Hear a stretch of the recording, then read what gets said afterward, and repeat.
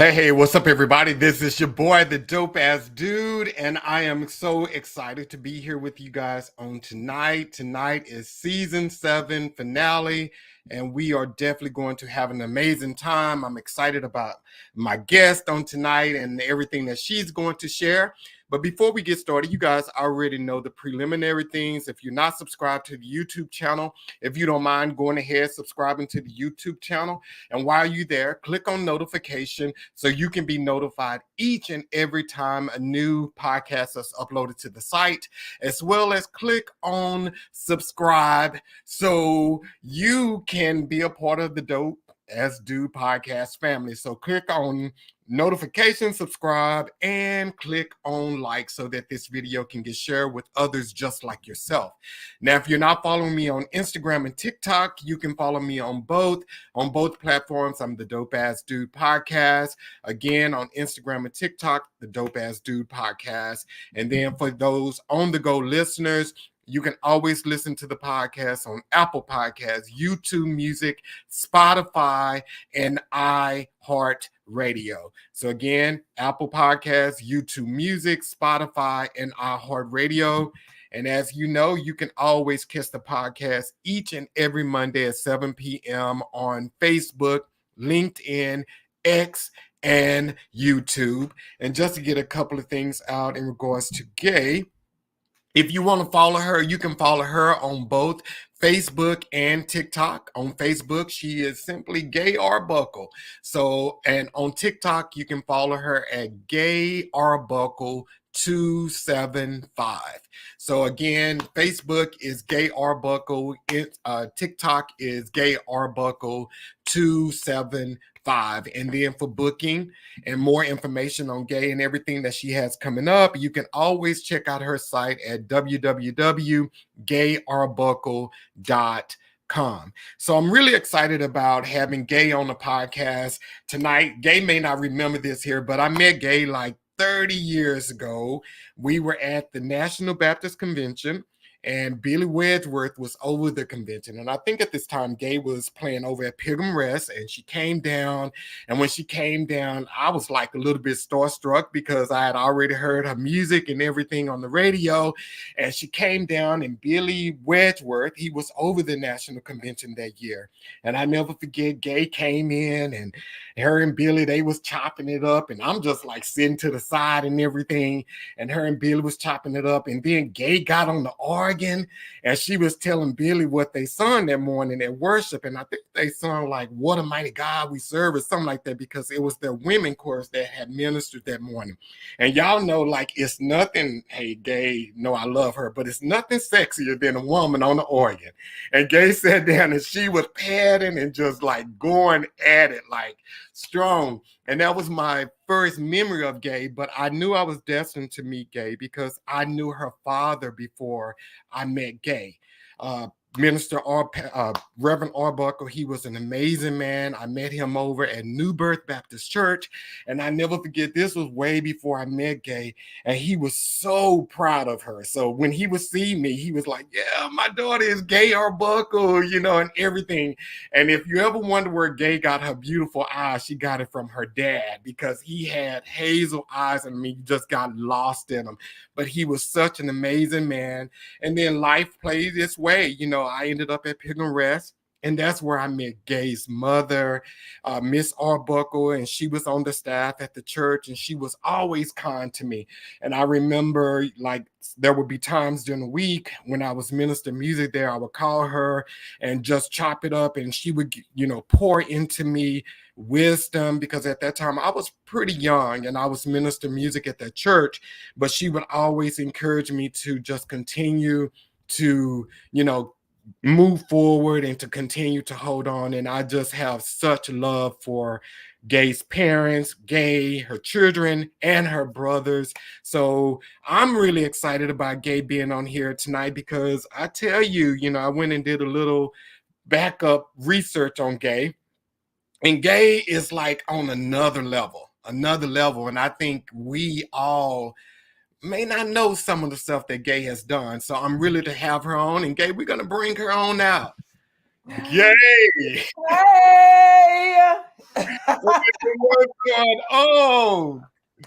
I am wonderful. Thank you for having me. I'm so excited to be here. I'm glad you are here, Gaye. So tell us a little bit about you, just a little surface stuff, because everything is about you tonight, Gaye. It's all about you. It's all about me. It's really kind of hard to talk about yourself, but I'm going to try. So, I am a woman who loves God. I love God. I have been musical all my life. My dad sung. My mother was a musician, and she sung as well. So I've always wanted to sing, but I was shy. And there's still some areas in me that I'm like, I'm an introvert to some degree, and I can be extroverted when it's time to be that. But if you leave me in a room by myself, I'm like, oh, I'm really good. I'm a woman who I love people. I love pouring into people. I love encouraging other people. Um, I think sometimes it could be to my detriment to some degree because I'm giving, giving, giving. And you may not always get that back, but I still like to do it and I'm still going to do it anyway. Um, I love to play keys, but I love to sing. But not just that, I really love to worship God. I love to see and hear testimonies of people that have pretty much been in the environment in church, and they give me their testimonies of how it touched their lives, or healing took place. And I love that I get a chance to do that. And I've always sung. I've always been musical. I've always loved all kinds styles of music. So it's not just one thing.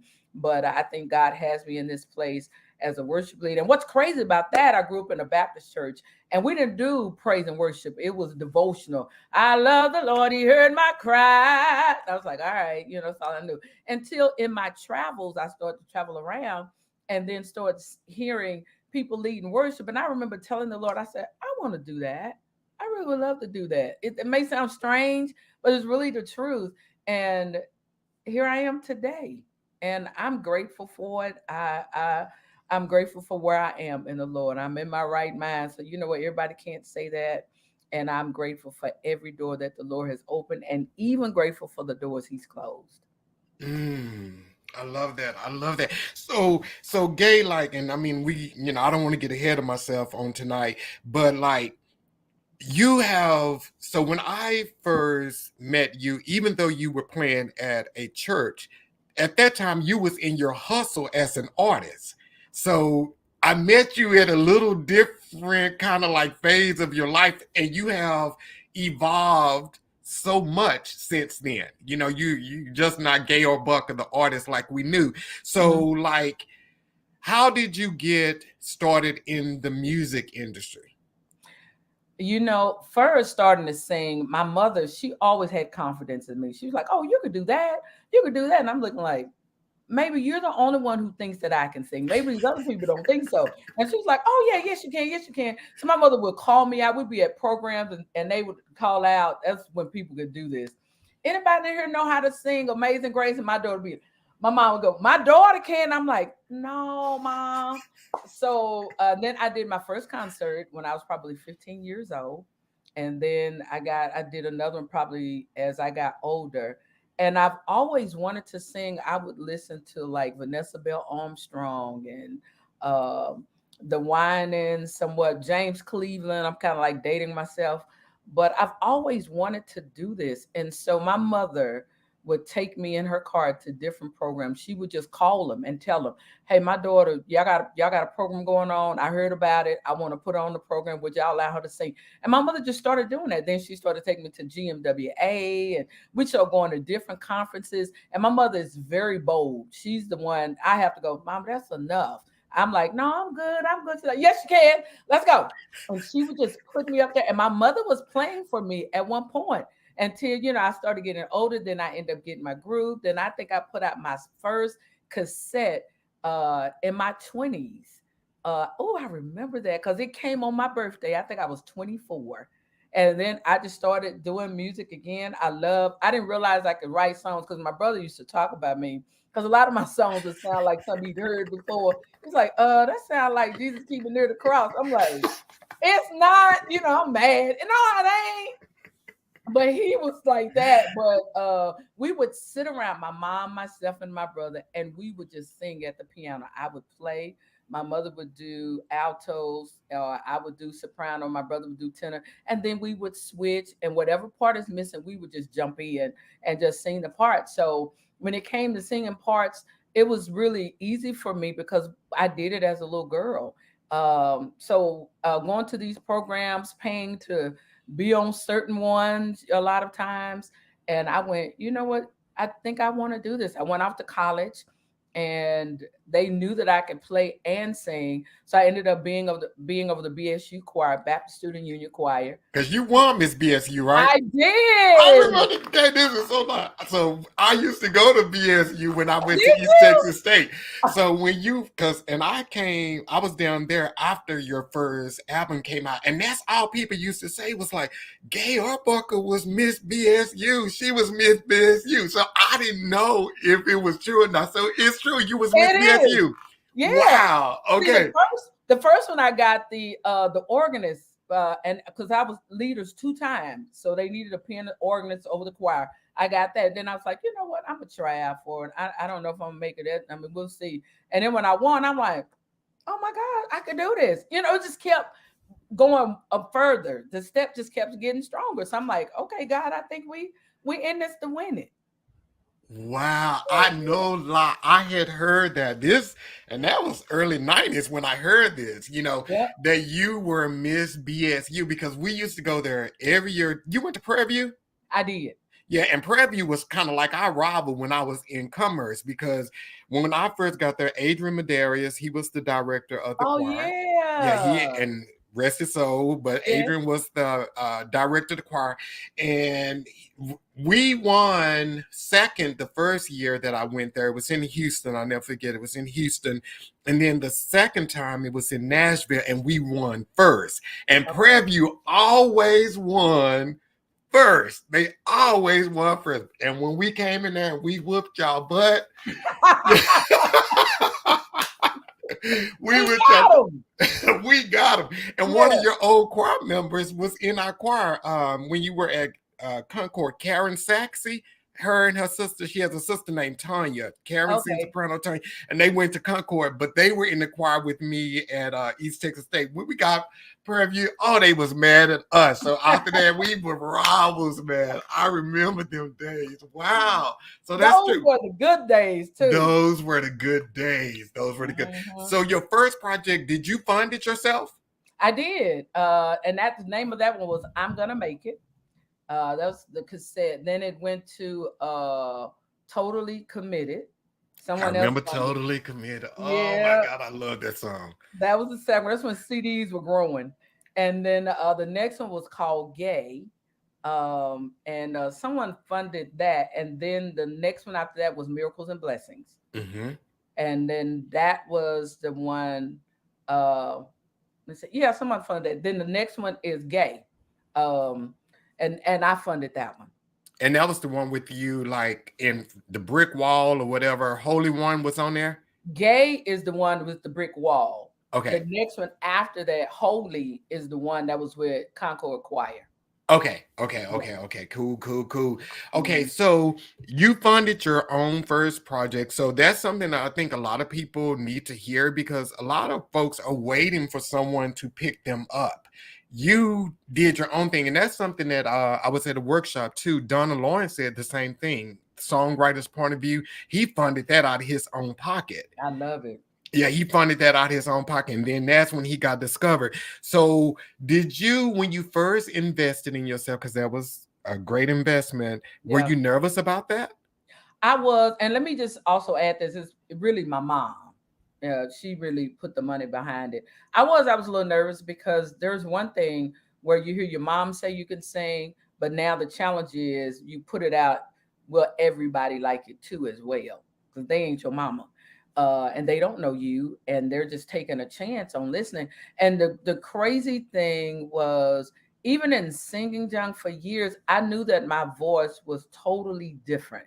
It's a unique sound, but I didn't like my sound. And I thought, why don't I sound like these other people? Because I looked at it as they're not clapping for me. I don't see nobody shouting.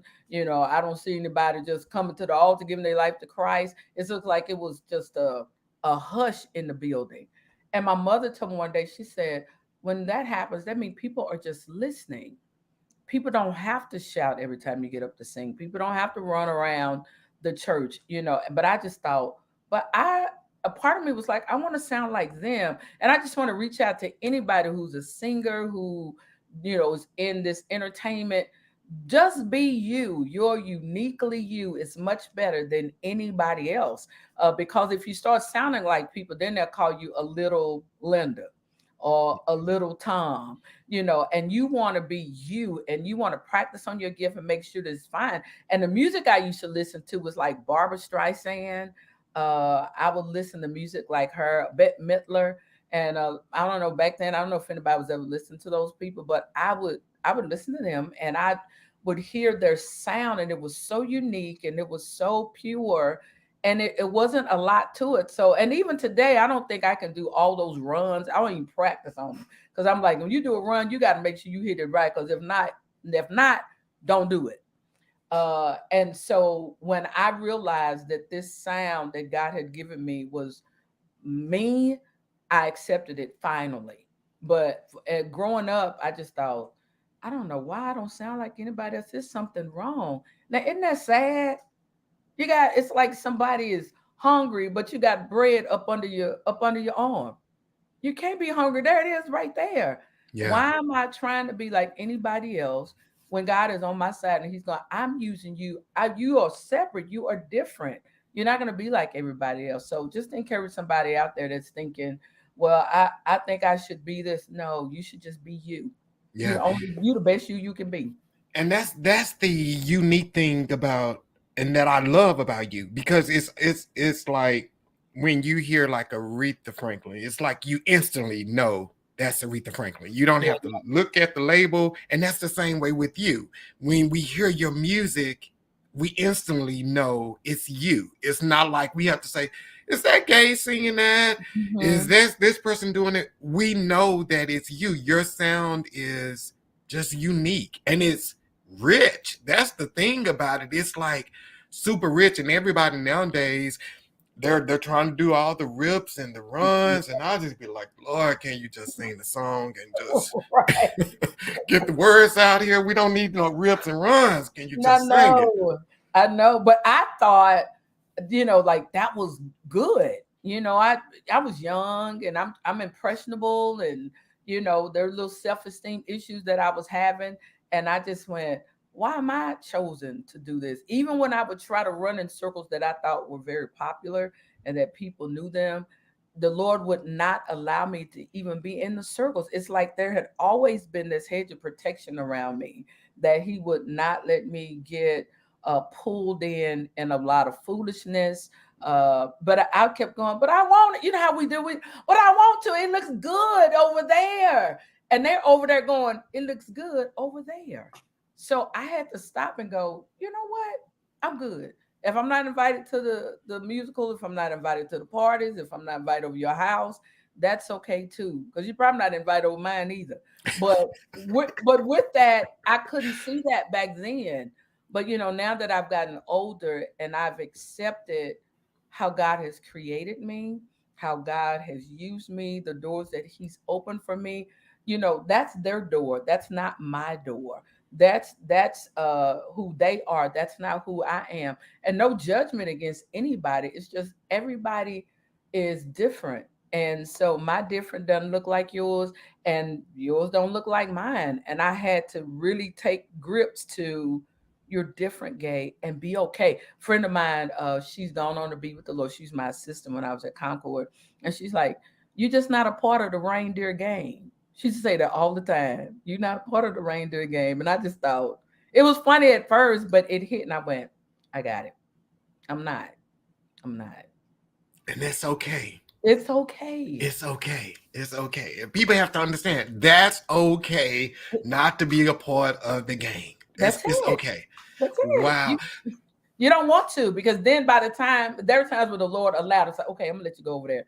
And then when I got over there, I was uncomfortable. And I went, okay, yeah, this is probably not gonna be it. And then I was like, okay, I'm good. Wow. And it's so interesting to hear that you dealt with like esteem issues because anybody who knows your mother and when Gaye talks about her mom, she's perfectly describing her mom. Her mom is extremely confident and Mm-hmm. cozy in her own skin. And she's just like she encourages you. And I could just see like I said, when I first met you and you were in your artist stage, your mom was there like pushing you. All So the it's time. like how did and I mean I get it. It just seemed impossible for you to deal with self-esteem issues because your mom was so affirming. She was Mm-hmm. so affirming. Wow. Exactly. Yeah, um, and even with that, she wasn't around me all day though. So when you go to school, you have, that saying they used to say, sticks and stones may break my bones, but words would never hurt. We could use that all day long, but words do hurt. Words They hurt. linger and they could stay with you forever. And you're thinking, I'm over that, I'm over that, but something will trigger and you remember what somebody said about you. And you like, wait a minute. And I remember going to this elementary school, and there was a young lady who she had a beautiful voice. And every time we would have like PTA in the choir, they'd always get her to sing. And so, and it wasn't her, it was me going, well, maybe I'm not good enough, or maybe I'm too shy. I'm not giving it to them like they want it. And so you got your mom go, yes, you can do it. You can do it. I'm good. And then you get out the car and you get over there and it's like, okay, we're going to let so-and-so sing. You're like, am I really? You know, but my mother, I mean, she was always saying, you can do that. You whatever anybody else, you could do it better than them. Now I listened to her and I would do it and I would accomplish it because I had somebody behind me saying, go, go, go, go, go. Not everybody has that. Now, there are times when there were times when I was thinking, I can do this. And she would put me in different opportunities. There would be different doors that would open up for me, and I would go into them. But I think, like today, when we're doing something, we expect everybody to always and come back and say, "That was great," and applaud us. They're not gonna always do that. You got to encourage your own self in the Lord. And so if nobody else says anything, if nobody else agrees with it, I prefer green. If you want blue, I'm still gonna have green. Well, all of us gonna do blue. I still want green. Be your own, uniquely you. So I had to accept that and go, I'm not like you. I'm not, and that's okay. And that's okay. That's okay. If people don't get anything else tonight, that's okay. Is the Mhm. thing that you should walk away from because we all try, in some regards, we've all tried to fit into circles and fit into places, and Exactly. sometimes we are not meant to fit into places. We're too big, so we're suppressing ourselves and compacting ourselves, trying to fit in small areas we don't even belong in. Wow. Okay, Exactly. so let me ask you this here, because when you were, and you're still doing music, but when at that time when you first kicked off, you had an advantage that artists don't have now, and that's the radio. So I will never forget the first time I heard "Why Did He Do It" on the radio. It was like somebody called me and said they playing your song on the radio, and I ran in the house, and this is one of my proudest moments because at that time my dad he passed like not too long after that, but he was able to hear my song on the radio. And I never forget like how excited I was to hear my song on the radio. Right, right, So right. what was your first song that you heard on the radio and how did you react? You know, People may not remember this, but I did a CD with Mississippi Mass Choir. Have faith. Yep, have faith in God. Yeah. And I remember I was working. And so, in order to leave to go this recording, I had to feel, there we go. Forgive me, Lord. So I was like, I got to get off today. But I left that weekend. My mom and me, we left to go and sing with James Moore, rest his soul too. And so we did that. And I didn't tell anybody I was going to do it until I came back home, because I didn't want to tell people I was going to do it. And then it was a flop. But anyway, we went there, came back. And when I first heard that on the radio, I thought, wow, Lord, this is a dream come true. And it just felt so good that, and how I got hooked up with that, it was Jimmy Wyatt. He was traveling with Mm. him at the time. And so he was playing my CD in the car. I'm gonna make it. The cassette in the car. And James Moore heard it, and he was like, "Who is that?" And that's how I ended up going. He heard me sing on there, and it did it. And I just thought, I am on the radio. I cannot believe it. And and I'm looking at the radio like this. Because that was a big hit for them. It was. That was a big hit. And Mississippi Mass Choir back then, oh my gosh, they were like the top. And then Yes. James Moore, I had never ever heard of him before until Jimmy told me about it. And then I met him, and I mean, could sing. I'm like, he could have chosen anybody else, but he chose me.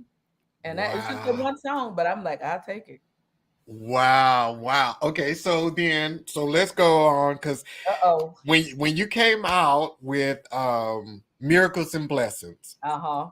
that was like a big hit for you. You wrote that, right? I did. Yeah, that was like, so tell us, like, what's the history behind Miracles and Blessings? How was that inspired? So during my prayer time, I'd always would go, oh, Lord, I thank you for this day that was not promised to me. Lord, I thank you for my health and strength. And then the words started to come. I was sitting at the table one day, and those words just started to flow. There's sometimes, I'm sure you know, as a writer, is that sometimes the songs can come like this, and sometimes you're like, I can't think of a vamp, I can't think of the solo, what connects with this. But that song, it just rolled. It just started to pour. And I went, this is good. So when we did the song, after we finished, one of the ladies said, that right there gonna be a hit. I said, you think so? She's like, I'm telling you. She said, that right there, they're gonna really sing it. And I mean, I didn't even know that it was hitting the airwaves that strong until I ran into this guy named Sneed. I can't think of Troy Sneed. I think he's gone on to be with the Lord too. I was at a convention, and he's like, hey, you don't want to sing Miracles and Blessings? I said, yeah. He said, man, you need to make sure you get your royalties and all that stuff on this, because they playing that song heavily. And they were really playing it in Tennessee a lot. Mm. There was a guy named Dave that he was working radio for that CD. And I couldn't believe it. I'm like, I'm back on again. I don't take any of these things for granted. I am grateful for every opportunity that I get a chance to sing. And my hope is that somebody gets a relationship with the Lord, someone gets saved, someone will know God in a better way. I really want people to come to know Jesus, and not just to know who is that, which is great. But I want to make sure that whenever I get up to sing, that God is fully pleased with me. Wow. Okay, so Gaye, you got to sing verse 2. So that's my favorite verse of the whole song. We complain about our shoes. You got to sing that for me, Gaye. You got to sing that for me. Right now? Right now. Okay. We complain about our shoes when some people don't have no feet. We complain about no money, but still the Lord does feed. I think I'm high. When I think about the things I want, not the things God knows I really need, there are miracles and blessings for me. Keep going. We need to trust God more and learn to love Him for. Oh, and believe and keep the faith in what you just can't see. Lord, when I think about the things I want, not the things God knows that I really need, there are miracles and blessings for me. I'm tearing up. Like, Oh Lord.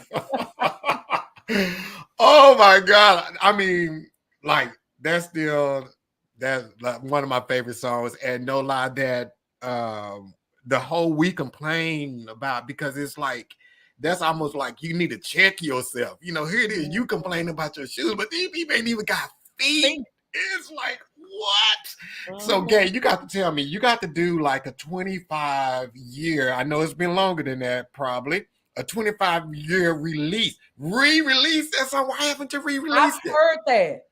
People have said the same thing. I was like, okay, I got to do something.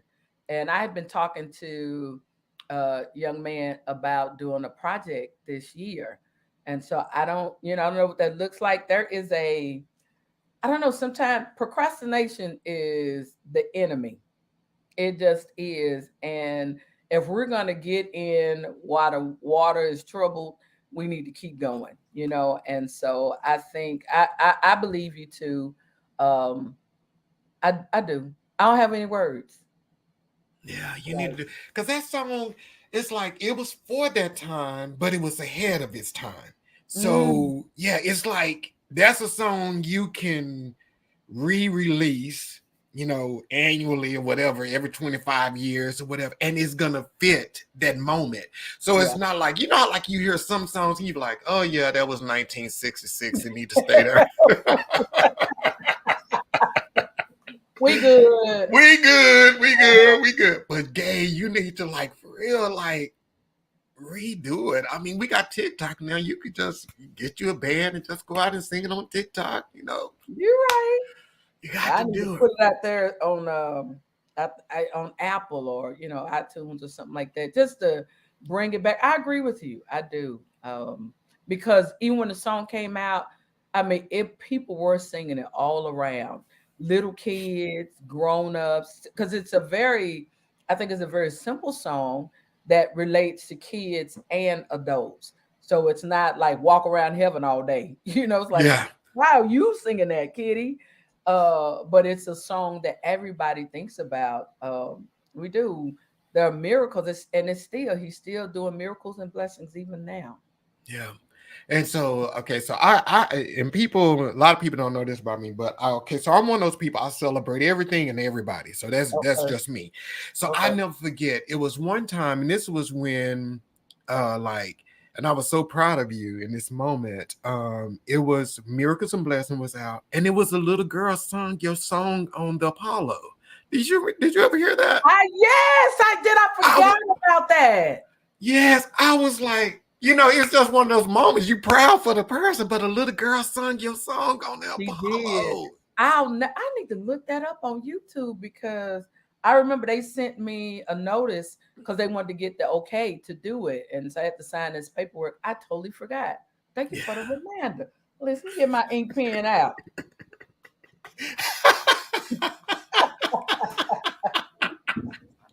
Yes, yes, yes, Yeah. I yes. was so, like, happy and proud of you in that moment, because that's just like your song being sung by a little kid Yeah, on the Apollo. on It's the like, Apollo. I'm like, really, what? y'all? I'm telling. Look, I don't take nothing for granted. I'm like, me, God, me. But you know what? I think if we think about who God really is and how good He is to us, it's like, well, why not you? Why do we always think it's good for everybody else, but we're the last one to give ourselves kudos? I had to tell myself one day, I am a great mother. I am a great friend. I am a great person. Because we talk about it, we'll do the negative side of so many things. Mhm. And it's like, why don't we celebrate ourselves? Yes, I am a great musician. I am you are a great musician. You are a great composer, John. Yeah, so why don't we celebrate ourselves? And it's not bragging, it's only bragging to those who don't like you, probably. Exactly. You Exactly. know. Yeah. So it's Well, like, no, I can I'm do it. past that age where I'm even concerned about that stuff no more. Yeah. Come through. I'm Come through. through. I'm through. Oh yeah. Okay. So Gaye, that's you. So we because you, again, you have so many amazing things that you've done. So Gaye, you've sung for 3 presidents of the United States. Look at Look God. at God.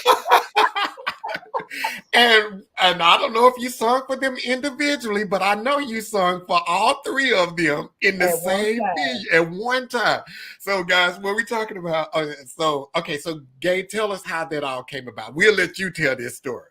Let me tell you. So I remember when President Obama was the president, the first term, and I would watch videos of the entertainment he would have at the White House. And I remember sitting there going, you know what, Lord? I said, I want to sing for the president. I want to sing for the president. And so it was right at the end. We started. Okay, Gaye, we lost her for a second. She'll be back. While we doing that, you guys have any questions or anything, y'all? Are you enjoying the show so far? Put it in the chat. Let me text Gaye.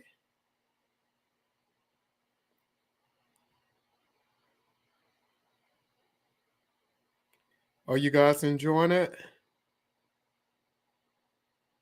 Okay, and while we doing that, I did see that Kirby Harden was in the chat tonight.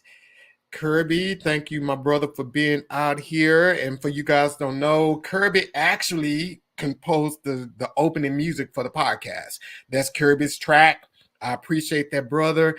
I also saw that we have Jeffrey LaValle in, and Gaye is back. What's up, Gaye? Welcome I back. made it. So I was just talking, telling we got Kirby's out here. I saw him out here. Jeffrey LaValle is out here. So yeah, we got some people. You brought them out tonight, Gaye. Gaye, can you hear me? I can't. It's something's going on in here. Okay, here we go. Is this one on?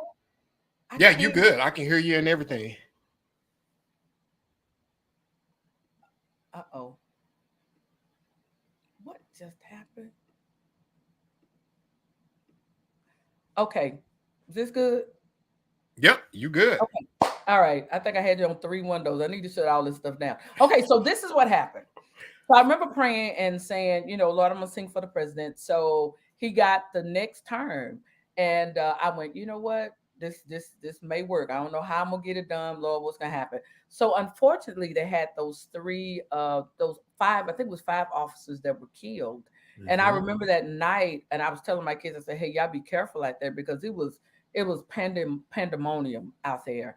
And so that was the same week of the E.K. Bailey conference. So Pastor called me. He said, hey, Gaye, he said, we're all going to sing for the president. I don't know what I was thinking about. I was like, okay, he said, we're going to get ready for the president. I wasn't thinking president of the United States. So he said, and we could only get 25 people out of our choir and 25 people out of this other choir, Presbyterian. So I went out, sent out, said, hey, we've got to have your ID. We got to make sure we get this stuff down, yada, yada, yada. And it was like, okay. And so we went to rehearsal. We went over the song. As I was backing out of my garage, I heard the Lord say, remember you asked me, could you sing for the president? He said, instead of you going to them, I brought him to you. And I said, that's it. Because I wasn't even going to lead. I was just going to direct the song. And I called the guy and said, hey, I'm going to lead the song. He's like, okay, all right, no problem. Got up there. And I didn't even realize we were on CNN. I don't know. I didn't even think about it. I see him walk through. We had to wait for a minute because they had to do all the checking and all that. And then I see her walk through. And of course, I see the other president sitting there. But I wasn't, honestly, I wasn't worried about them. I was worried about him. I was like, that's who I wanted to sing in front of. But it dawned on me later, I went, all three of them was Three. sitting there at one time, John. And I sat down and I had my purse by my foot and I kept hearing this buzz because you had to cut your phones off. And I looked and I had all of these texts and they was like, oh my God, people were just so engaging and so complimentary and so encouraging. And I went, God, you did it. I didn't know how God was going to do it, but I knew that I had asked him, this is what I want to do. And I didn't go, oh Lord, I want to thank you because I didn't do any of that. I just said, God, I want to sing for the president of the United States. Unfortunately, something had to happen for that to happen. Who would have thunk that he would be in Dallas during that time? Like, really? So I'm telling you, if you have a dream, if you have a desire, if you have a thought in your mind that you feel is too, you got to think big. You know, I Yeah. can get $20, I can get $15. You need to think big. I want my whole house paid off. Somebody gonna pay for it. I ain't gonna have to pay for it. I want I want insurance, everything paid up. I want all, you got to think big, and that's what I said. I will think big. That meant that I know it wasn't me. I know it was God. Hmm. Hmm. I knew it was Him. Yeah. So I tell that story everywhere I go. I wasn't on program. They didn't like, hey, is Gaye Arbuckle living that? They didn't do that. I just happened to be there. Pastor was connected, and he was like, hey, the choir needs to do it. And boom, the Lord opened the door. And You do not it. just one, but three. Three I know. in front of millions of people because see, it was on CNN. So That's it. I didn't even realize. I saw cameras around, but you know, you just think they're just filming it or whatever. And then you find out later, you know, you was on CNN News. I was like, what? And that was again, a week of the EK Bailey conference. And we had to go to the church that evening because it was still going on. And I go to the back and the choir just like, oh, they were just so happy. And I was like, oh my God. And it just felt good that I had a great support system, you know, that people like, we believe in you, Gaye. And I yeah, think even saying that, people need to know that people believe in them. And you know, even if you can't believe in yourself, get somebody that believes in you. Yes, you can. Even if you can't play that good, yes, you can. Even if you can't sing that good, yes, you can. You can't do hair that well, yes, you can. Just keep going. Don't stop. Don't stop. Just keep moving. Don't stop. Just keep moving. I'm telling you, God is good. yeah, he's faithful. He is faithful. He is Ooh-wee. faithful. And our dreams are just a fragment of what he has for us. So, like you said, Hallelujah. always think big, big, big, big, big. Because when I saw that, that was another one of those proud moments. I'm telling you, I saw it, and I was sitting there at home, and I was looking at the TV, and I can't even remember how I even got on that channel to watch it, but I started watching it, and then they started doing Total Praise, and that was one of those moments. Like I said, I heard the voice, and I was like, that's Gaye, that's Gaye singing. And then so you contained yourself at the end, but when they got to them amens, you said, oh no, I'm about to give it to y'all fools. I'm about to give it. By the time they got to that last amen, Michelle Obama standing on her feet, everybody up. I was like, oh my God. So Isn't if you that amazing? it's amazing. It is amazing. Ooh-wee. I'm telling you, Wow. I trust God to the utmost. And you know, he said if you have faith just the size of a mustard seed, you can move mountains. This little thing will move mountains. Just that little bitty faith. Like, just hold on. When I came in here and I sat in this chair, that's a part of having faith. I didn't check up under to see if the wheels was gonna roll off. I didn't check to see if the chair was gonna bend. I just sat down. That's the kind of faith we gotta have. We just got to just do it, and don't look back. And everybody doesn't have to follow you. They don't have to say yes. They don't. Not everybody has to push you. If God told you to do it, you got to walk through it, because that's a part of being disobedient if you don't. And we've all done it. I have. I've been disobedient before.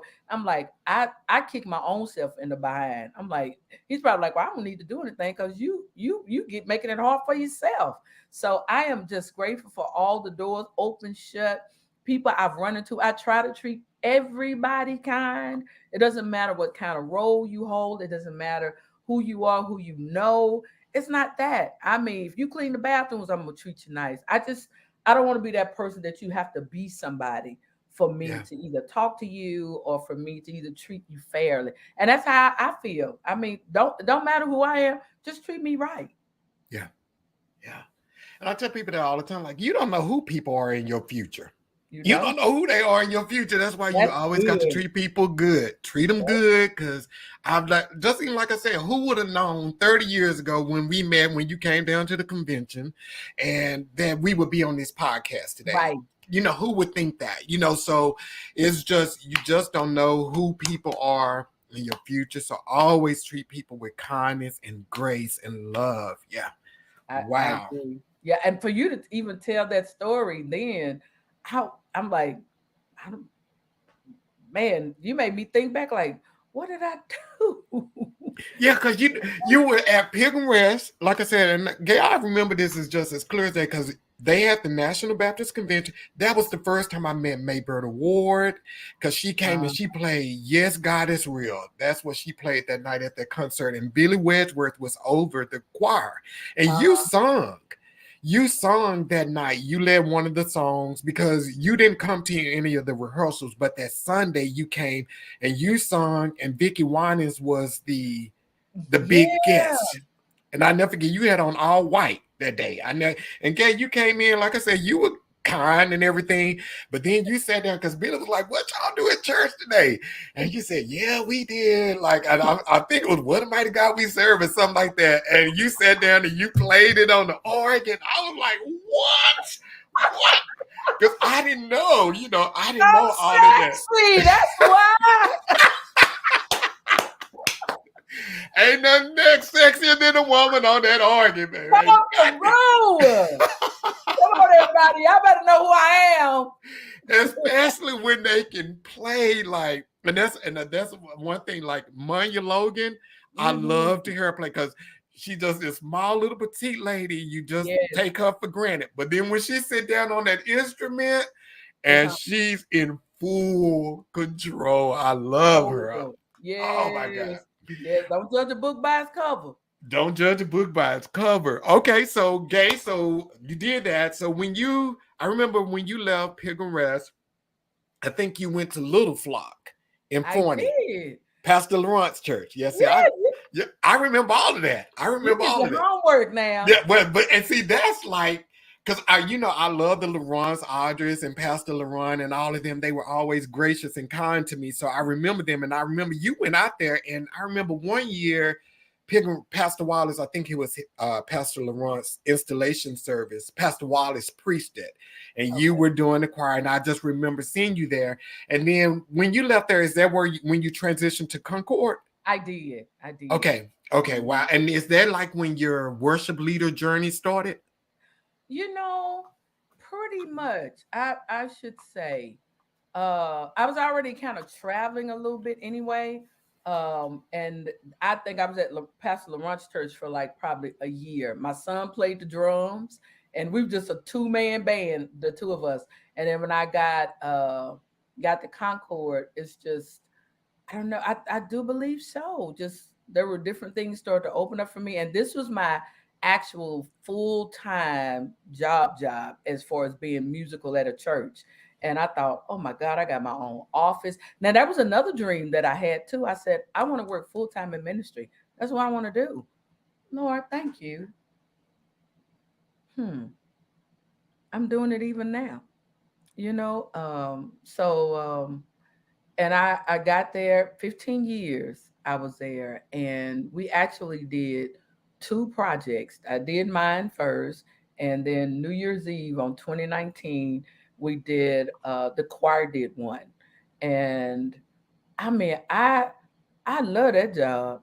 I did. I did. My kids kind of grew up there Mm-hmm. while we were there. The people there, it's transitions up and down. But, even with it all, it's like on any job that you have or any assignment that you're on, that, you have those times where you going, okay, now, Lord, what you trying to tell me now? Where are we going? But the people, I mean, that's still my church home. I go there if I'm not out of town. I still attend, and yeah, wow. I just thought about that. My first full time, I was working and then playing for churches for years. But the Lord allowed me to work there. Uh, man, I'm thinking. Go ahead, you got some more questions. No, that's the thing that I love about you, Gay. Like I said, because and I think when we're looking at people from the outside and we're looking at their journey, we see the evolution of them. And like I Mhm. said, I when I first met you, you were on your artist grind. You Yeah. were. that's what you was doing. You was putting out CDs and everything. But Yeah. then I watched you, and then you evolved into a worship leader, like at Concord, and Concord has always been known for an awesome worship experience. They've always been ahead of time. They've always been Mhm. one of those churches that was ahead of time. And when I saw you and you went there, and you just you you bloomed. You grew. Just I don't know. It's kind of hard to describe how it did, Yeah. but you didn't allow anyone to place you in a box of Yeah. artists, and then you went to worship leader, and now you're a conference leader. But we ain't got there yet, so we still got the worship leader part because you still have some more evolution there. Still Yeah. some more evolution there.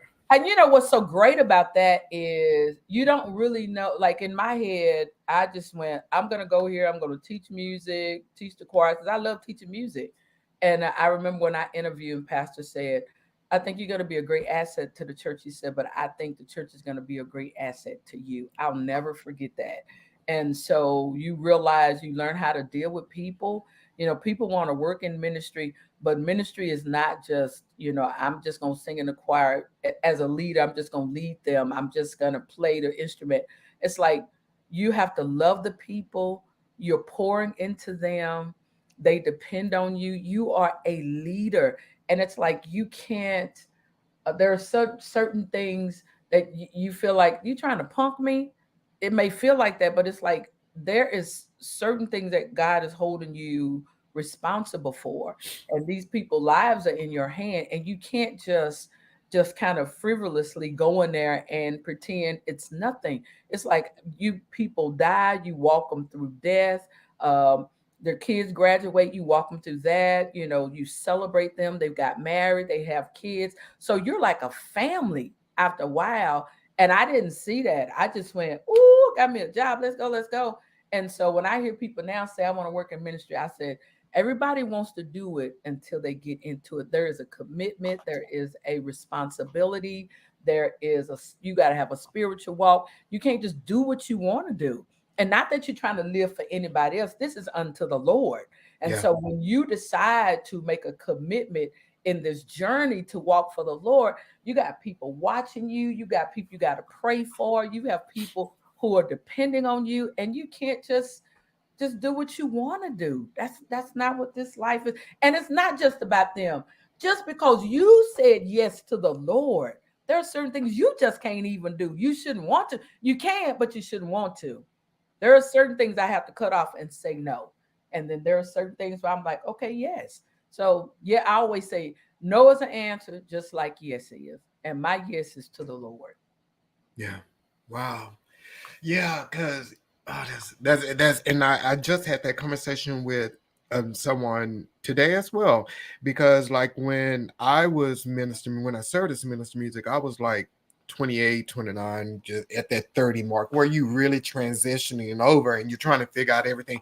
And ministry, I tell people that all the time. Ministry is hard and it Yeah. is a sacrifice and it is lonely. And when you get in those positions, you have like you said, you got people always watching you. Yep. So and you're not trying to live right for them. Sometimes that holds you accountable, that holds you accountable because eyes are on you. But Yeah. that is when I hear people going into ministry, I just pray for them because I understand that ministry is extremely hard at times. And yeah, they just need to be lifted up. So wow. Yeah. Yeah. It's more than a notion than just getting paid or to be popular, or I just get to tell people what to do. That's it's more to that than, people, those one-on-one conversations you have with people, and you have to you want to be one that you can be trusted. You're not running your mouth to everybody. I mean, they need to know this is my leader and I trust them. And you check on people. I mean, it's more than meets the eye. I don't think people now who, for some, really understand the magnitude of what this mantle carries. It's huge. It's It's very huge. huge. Yeah. It's huge. Yeah, it is huge. And yeah, it's like, it's huge. That's all I say. And depending on the church you at and the mindset of the church and whether it's progressive or not, some stuff you can get away with, and unfortunately, some environments, if their mentality is small, they're not thinking big. So yeah, but the bigger the church, bigger the ministry, because I always tell people, mega is not the size of the church, it's the size of the mindset. Yeah, So if you think mega, you do mega things. You don't have to have 1,000 people to be, or 10,000 people, but yeah, excellent. yeah, Yeah, work with a spirit of excellence. Yeah, yeah. I remember I was at this little small church, and I played for small churches. And I'm like, I just want to teach choir. To me, I'm like, three parts. If I can just get three parts, we good to go. And I remember driving over this bridge, and I told the Lord, I said, I'm gonna work at this church like I'm already at the place where I want to be. And I'll never forget that. And it was a small church, but very family oriented, And I just, when I said that, and I think the Lord heard me and went, I'm watching you. I'm watching how you treat these people, even if it's five. And that's even now, if I get up to sing, if it's five people in the audience, it doesn't matter to me. I'm going to sing just like it was 1,000. Everybody here deserves, it's like being on time. It's like everybody deserves, you're here, sing it. God is here, and that's what matters. So whether you got 2,000, and I've sung to over that amount of people, but I also, you don't know, I sing every Wednesday. I've been singing at this. Um, it's called Our Calling, and it's for the home. It's a homeless shelter, and I go and I lead worship for 1 hour from 8:30 to 9:30 every Wednesday. And I remember when they called and asked me to do it, I went, I'd love to. I prepare my music for them just like I would pray if I would go into a church. Those people will probably never go inside the church, for their reasons, maybe where they are. And then if they were to go, they probably feel like an outcast because of what they feel and how they look and smell and all that. But when I go in there, I sing just like it's mega fest.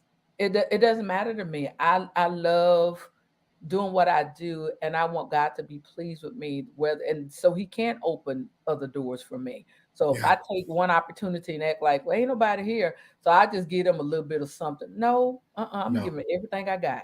Everything. And I tell people all the time, God is strategic. Every move that has happened in my life has always been because I was at somewhere and somebody saw me. And Mm, it could be a year, 2 years, 3 years down the line that I reconnect with that person, that it reveals itself why I was in that place, why I met them, and yeah, everything. So you always have to do your best wherever you go because you're doing it for him and you just don't know what he's doing in that moment. So, exactly, yeah, exactly. I can trust you here. We got to be able to be trusted. You know, even when I started doing, I did a Woman That I Lose for like 7 years, and I had invited the guy who was the minister of music at the church to our conference. He heard me sing. I didn't even know him. That was my first time ever just meeting him. I said, "Hey, why don't you come over?" He was new in the city, and we connected. And he said, "Hey, you do Woman That I Lose." Let me tell you about that story. I'm walking in New Orleans years before that, and I told my friend we were walking. I was like, "I ain't gonna never have to walk to Woman That I Lose ever again." I said, "I'm gonna be on that stage." Thank you for the reminder, Lord. I'm telling you, you just gotta say it. Just say it, even if you don't believe it right away. And I was tired because I can't remember how many blocks we had walked in New Orleans. I was like, I ain't gonna be walking here no more. I'm be on that stage. I'm be on that stage. I'm telling y'all. And boom, for 7 years, I did it, and I enjoyed it. So I'm grateful. okay, so we talked about worship leader, and because now, Gay, you do worship leader coaching as well, right? I do. I So do. how does that work? How does that work? So here's another thing. It's another God thing. So I was traveling to Alabama for like 2.5 years during COVID and working with their praise team. And I told the Lord, I said, okay, now if you want me to step down, you got to tell me what to do. And so I said, I've always wanted to teach praise and worship teams, and I've always just wanted to enhance those, the voices. I wanted to explain about worship and coach them in that area as well. And so I decided to do a worship conference. And actually, I started my first one, I think it's probably in 17, and it was called The Worship Experience. The second time I did it, I think it was the Gaye Arbuckle Experience. The third time I did it, which was in 21, which is called the Get Your Note experience. And so now I'm doing another conference, which is coming up in October. It's called the Get Your Note Experience Conference. So I've always liked teaching worship teams. So when people will call me, they wouldn't always call me for choirs. They call me for their team, which I encompass. I put them all together. But it's just I've always been like this teacher. I've always been like I don't. Underdog is not the word I want to use, but I've always been for those who felt like they couldn't do it, and I always wanted to be there, like yes, you can, and I would find unique ways of how to teach them how to get it, because I can learn one way, but someone else doesn't learn that way. So when I would be around individuals, I could see how they would catch it, and to know how they got it and how they felt real good. Like I finally got it. That gives me a lift. Like you got it, Eureka. They don't have to sing like me. I don't want them to sing me down. I'm not telling that. I just need you to know there's a confidence that says, I can do this. Even if you're not here, I can still do this. So when you started to get your note, because yeah, that's where we was going with that. When you started that conference, that's another evolution of you. You're on a different platform now, and that's what I'm saying, Gay. I don't know if you like see the evolution of yourself. Like you making me get it. I Really? see it. Like you are constantly evolving and you're constantly growing. Because even the corner mind when you think like Gay left this huge church and now she just doing concerts. That's how a regular person would think. They're Uh-huh. doing it, but they don't see the bigger thing here. Like everything in your life has opened up doors for the next step. It's created like platforms because if you never would have started out as an artist, people probably wouldn't look for you as a worship leader now, teacher, and all that. So your platforms have built you Yeah. along the way. So like now that you're doing this, get your note experience, and I think that's phenomenal. I love that. I've watched all your videos where you're doing it. If you call me Gay, you're gonna be like, no, you don't get your note, you get your keys and you go home. That's what I want you to get is your keys. So now that you're doing the Get Your Note Uh-huh. conference, and you got one coming up, and I know it's for worship leaders, but say things you're not a worship leader. How can that help me? This is for anybody who wants to understand more about worship. So, worship is just not about singing. Worship, you a musician, you're a worshiper. If you're an usher, you're a worshiper. All these Levites in here, if you are you work in the kids ministry, that's worshiping. If you're on staff, you're worshiping. If you go and get the water, that's a part of worship. If you are armor bearer, that's a part of worship. People just think that you're in front, you're singing with a mic in your hand, like that's a part of worship. Or even if you're in the choir, that's a part of worship as well. So this is going to help everybody to understand, like maybe help me to understand my church dynamics, meaning the culture of our church, what type of music fits for our church. As a pastor, what are you looking for, in your worship leader? Are you looking for someone who can enhance the church, lead them, to show them, direct them? Because I think when we go in, we just think, okay, lift your hands. Okay, now shout hallelujah. Okay, now move around. It's not robotics. It's not that. It's a heart thing. He's looking for those who like, I'm chasing after you. That's who I wanted. Our worship is this way. It's going upward. So even if you're one who is like, well, I can't sing, come anyway. We want to hear where you are, and we want to teach you how to enhance that worship in you. You can worship at home. That's number one. You can worship in your car. That's another way. And worship, you can dance. You can be a worshiper. If you're a good prayer warrior, that's a part of worship too. So yeah, it's not just singled out for those who can sing well or sing at all. It's a heart thing. And that's what Get Your Note is all about. Get Your Note started out as I would say that in choir rehearsal when they didn't get their note. I said, hey, y'all need to get on top of y'all note. I would say that. Or get your note. And then I started doing this morning wake up 1 minute, and we would do hymns because I like hymns. I grew up with them. And I would ask people to come and sing the hymns, and I would teach it to them probably a couple of minutes before, and then we do it. Even if they couldn't sing, I could harmonize with them. Or if I didn't think they would get off, we would just do it together. And it was a cappella until when we had the conference, and I said, wait a minute, Get Your Note is about getting your purpose. What is your purpose in life? Get your own note. Find out what God is calling you to do. Find out what your walk looks like, because it doesn't look like anybody else's. And this is the spiritual side, but I want the Lord to open up even doors for even for companies. Get your note can go for team building. How do you want me to help your team build in this area? So, and even while I'm talking, and the Lord was starting to show me all those different areas, I'm like, that's a lot. I know it ain't me talking, John. I know it ain't. I know it's only but the Lord that's doing it. So I want people to come out and be a part of it. And little church, small church, whatever that looks like. If you're trying to start a team, you have a team and it's not working. So we want to, develop you. We want to develop your team. We want to, and your mind, the thinking of it. We was talking earlier tonight about excellence. Excellence is not with always 5,000 people. Excellence could be 20 people. I've been to ministries before, and sometimes the ministries are great. They ain't always walking in excellence. And then I've gone to smaller ministries, and I'm like, these people on point, they on time, you know. So it's not the vast, it's a heart thing. I I love hope that. that helps. Yes, yes, yes, yes. So if someone wanted you to come, like, because I'm quite sure you'll go to their church, if they want you to come and do like a conference at their church, is that possible? That is so possible. I really want to get your note on the road. I want it to be um, a moving conference, evangelistic kind of thing, for all areas, for your children's ministry, for your adult ministries. I would love to take it on the road. So all you got to do is call me. And even if you want to do this, you can have a church and you guys come together and say, hey, we want a 2-day workshop. You come and teach our team.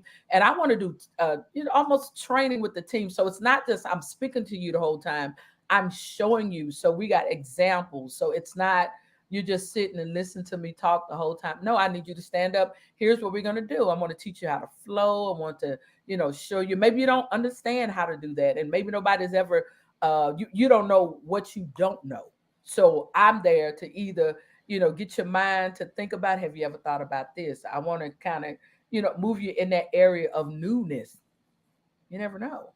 Yeah, because no, so is that something that is extremely challenging? Because in the African American church, we've always been praisers. We've always been praisers, and Caucasian, they were worshipers. They were worshipers, and I love CCM music. I really, really love it. I think they describe God in such a beautiful way. Not that gospel doesn't, but I Right. love that music. So is it a hard transition getting churches from that praise mentality to a worship mentality, like I pure think worship?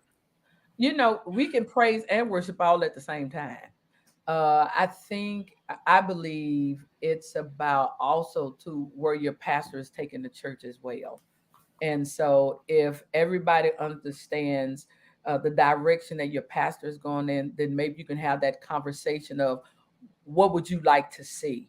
And I think for some churches, they probably don't know what they want until somebody asks them, well, just give me an example. Shoot me a video. Let me see what you're talking about. And so I think for mixing both as CCM with gospel, with hymns, there should be a little diverse. There should be diversity in all the churches. Yeah, because it's not just one side. When we get to heaven, it ain't just all black people, it ain't just all white people. It's everybody. Is everybody. And that's Mhm. something that Pastor Chip over at North Dallas Community Bible Fellowship, he used to always say, everybody needs to leave church equally dissatisfied, meaning that everybody gets something that they love and maybe they don't like as much. But it goes across the board. So everybody's leaving equally dissatisfied. That's good. Yeah, he told us that all the time. Everybody needs to be equally dissatisfied. So, Gaye, what is next for you? Oh, we. So I'm gonna put this out there. I would love to write, compose music for a movie. I really would, and I'd also like to sing opera. Totally different, but I would that would be my next. But whatever the Lord shows me, wherever He wants me, there are times and I pray and ask God. I was like, okay, God, what we doing now? What we doing at this point in time? My faith has truly it's a different faith walk for me now because I don't know what God's going to do. You know, when you're working on a job, you kind of know every 2 weeks this paycheck is coming in.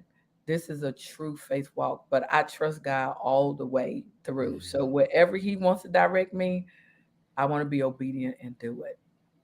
Well, I'll tell you this here, Gay. I pray to God that you do continue to do that because you just constantly evolving. It inspires me because you're never allowing people to place you in a box. And Yeah. I think that's something that a lot of people need to hear and need to watch is that, like I said, and that's why I wanted to make sure we pointed that out is that I've seen you in so many phases of your life, and a lot of times people place us in boxes Yeah. and we get stuck in those boxes because we just believe this is what I'm supposed to do. Or No. we place ourselves in the box too. Yeah. Yeah. Yeah. And you just got to keep going. God, like I said, he may use this to open up a door to do something completely different. So I pray that you continue to evolve and continue to just live free because it's inspiring. It really is. So Thank you, John. yeah. Thank you so much. It's sometimes it could make you feel like, am I on the right path? You know, because it doesn't look like it used to look. But I can't look back because, like, that was then. This is now. I'm pressing toward the mark of the higher calling, and it does feel like I'm just doing like this, trying my best to, maneuver. But I know if I depend on God and I keep Him first, then all these other things will be added. Yeah. So, Gay, tell us. So, your conference is coming up October the 10th and 11th, and it's at Mesquite Friendship Baptist Church. Yes, it is. It's going to be on a Thursday and a Friday, and we're going to have classes. We're going to have fun, and it's definitely going to be a night of worship. I want to do a choir thing on Thursday, and then do a worship night on Friday. So I'm excited about it. So y'all go to my website, gayearbuckle.com, and you can register there. And you have um, you bring your teams, and this is also for pastors and leaders wherever that you serve in your church. We're going to talk about worship in all aspect in every area where you serve, so you don't feel like, well, I'm not on stage so I'm listening. No, no, God is using all of us, so you could be the tool to take it back. I love that. So, and it's open to the public. Is there like a registration cutoff? We have you can register all the way up. Now the registration is I think on September. I can't think of the date when it does go up. You have until September, I think 26th or something. Don't quote me. You'd have to go out on my website and look at that. But yeah, you can register even at the door. Okay, nice, nice, nice. So, everybody, make sure you go out and support that. Gay, thank you so much for coming on here tonight. Thank You you for have having me. This has been amazing. This has just been amazing. So, everybody, thank you for tuning in. This is the last podcast for the next 6 weeks. I'll see you guys mid Oh, October. So, I'm really excited, to take a break for myself, but coming back with even better. Season 7 was amazing. Had some amazing guests on here. So, I did see my pastor in the chat tonight, Pastor Clarence Ford. Thank you for tuning in. Sue Roseberry is in there. Thank you, Sue. hey, so Corey Barrett, he's an amazing singer. Gay, I need to connect you with this brother here. He's out of Atlanta. This okay. guy is phenomenal. And then Minister Ernest Zachary, he's out there. He's a musician here in Dallas. And Kirby. And then also Hey, just a couple of Kirby. thank yous. Yolanda Hargrove, who designed my shirts, Leslie Allen, who works the chat for me, and again, Kirby for the music and everything. So thank you guys, and we will see you in 6 weeks. All right, then. Peace. Bye.